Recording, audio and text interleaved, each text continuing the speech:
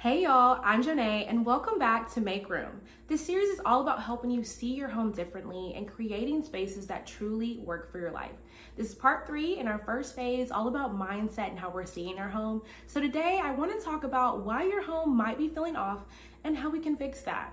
Most homes aren't ugly. I hate when I hear individuals say that. It's typically that one or two things are off. So let's get into it.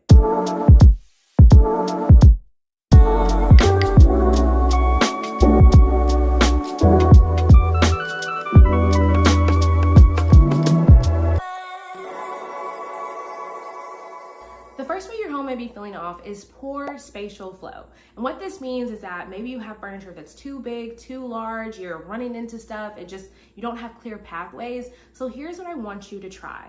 I want you to first start off with moving your furniture around your space and try to create more walkways. Aim for 2 to 3 feet of room clearance to get by.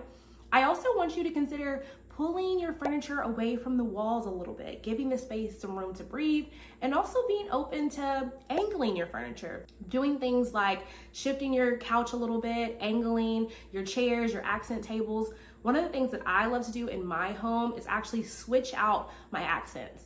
I might move a chair from one space to another. I typically will move an accent table to another space. And the biggest piece here, y'all, is that you're using pieces that you already own. I'm not talking about going out and buying anything right away. This is using the furniture that you already have and starting to reimagine it in your space. And the fun thing about this is that this costs $0. Moving around your furniture will cost you nothing, but you can already start to see how your space could feel different. And if you haven't watched our video on function, go back and check that out because flow is everything. The second way your home may be feeling a little off is that you have too much visual clutter. Now look, we are organizers at heart, so we know that when we come into a space and there are way too many items, too many things grouped together, it creates visual chaos. And when your home feels chaotic, you feel chaotic. So this could be things like too many items in one area, too much stuff piling up, not enough blank space, nothing in your house has room to breathe, or everything in one area so you don't have a true focal point. So here's what I want you to do. I want you to try to clear one surface. This could be a countertop, a coffee table, a nightstand, and then do your take on restyling it, but only add 1 to 3 items back to that space. And then everything else, take assessment and say, you know what, does this have to be here? Or was this really piling up? And then look and see if you already have some storage solutions in your home currently. Are there baskets that you already have? Are there cabinets that are being underused? Are there storage pieces that you're like, you know what, this would be better served here? Go ahead, take that assessment, see if there's ways that you can reduce your visual clutter now before we consider adding anything else to your home. The third way your home may be feeling off is the lighting.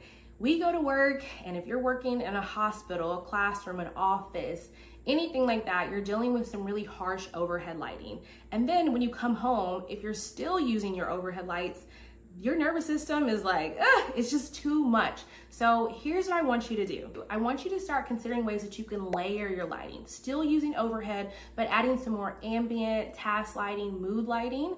Now, yes, there are times that we absolutely need overhead lighting, like in our kitchen spaces, our bathrooms, but in other areas, we can soften it up a little bit. Swap out your cold bulbs for something like a soft white or a warm white. Just this simple bulb change can really start making your home feel lighter and cozier. Another thing you can do is add dimmers to your space. A lot of the home tech that we have available allows you to set automatic timers for your lights, so that would be a really great way to add into your space without having to think about it. And then finally, you can always just go for candles or like the little fairy lights. They're always gonna add that level of warmth that every space deserves. The next way your home may be feeling off is that you don't have any defined zones. And this is really typical for individuals that have an open concept home.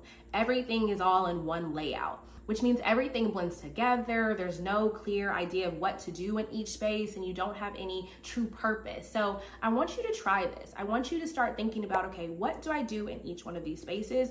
Is there an opportunity that I can add a rug to define this zone? Is there an opportunity that I can shift my furniture to start to define this zone? And then, as we just mentioned, lighting. If you know that in this area, we want it to feel a little more calm and peaceful, maybe this is a zone that I plan to do more reading, then I want to add some lighting that's going to be optimal for that. But in another area, I just want to relax, watch some TV. Well, that's a great opportunity to pop a really fun candle that's going to give you that warmth, the smell goods, the ambiance. And what I just shared leads us into the fifth reason that your home might be feeling off. And it might be that you don't have any rugs, or that the rugs that you do have are too small and they're shrinking the room. So I want you to try this instead. Start thinking about ways that you can use your rugs to define the zones in your space. Are we adding a rug under our dining table? Are we adding a rug into our bedroom spaces, our offices? Where are there areas that we can use a rug to really define the space? And then I always want you to go a little larger, size up. A bigger rug is going to make the room feel larger and more cohesive. It's also going to help you define the space. And finally, don't be afraid to layer your rugs. Maybe you go for something that's a little bold or a fun shape that gets layered on top of a neutral pattern. I really want you to remember that rugs are not just an accessory, they are room definers. The sixth reason that your home may be feeling off is that it's lacking personality. And honestly, this is one of the biggest issues that we get when we're working with new clients, is that they're in their home, but they feel like it doesn't feel like them. It feels too generic. You haven't done a lot of work there, so maybe it's feeling temporary or unfinished. So here's one thing I want you to do right away.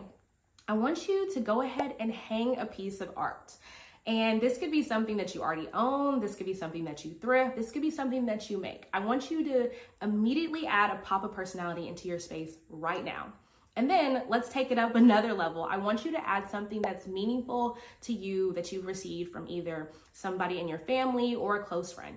It doesn't have to make sense to anybody else but you. I want you to go ahead, find that piece, put it out, put it somewhere that when you look at it, it's gonna give you that joy, and it's gonna start making your space feel like you.